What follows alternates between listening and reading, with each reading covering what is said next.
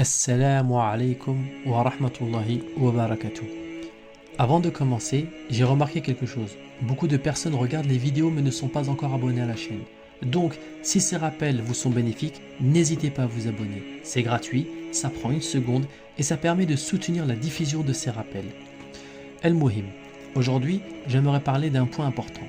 Comment continuer après le Ramadan pour ne pas perdre les acquis spirituels. On le sait, le Ramadan est un mois de miséricorde, de pardon et de purification.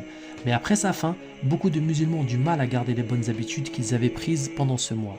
En réalité, il faut voir le Ramadan comme un entraînement spirituel. Pendant ce mois, on a jeûné, on a prié davantage, on a lu le plus de Coran et on a essayé de se rapprocher d'Allah. Et après le Ramadan, l'objectif est de continuer ces bonnes actions, même si c'est en plus petite quantité.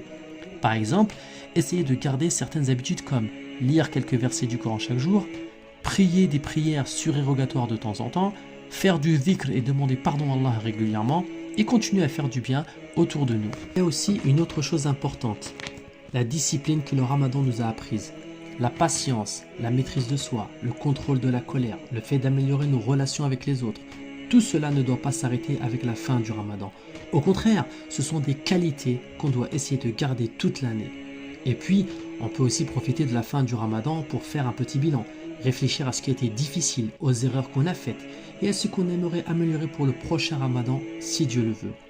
Un peu comme certaines personnes, au début de l'année, ils parlent de leurs bonnes résolutions.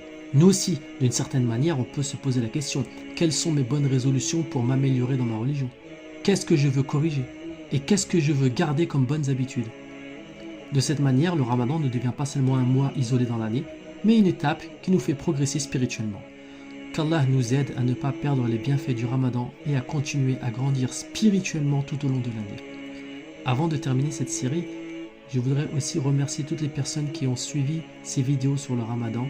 J'espère sincèrement que ces rappels vous ont été bénéfiques comme ils l'ont été pour moi. Qu'Allah accepte notre jeûne, nos prières et toutes nos bonnes actions et qu'il nous permette d'atteindre le prochain Ramadan avec foi et sincérité. Wassalamu alaikum wa rahmatullahi wa barakatuh.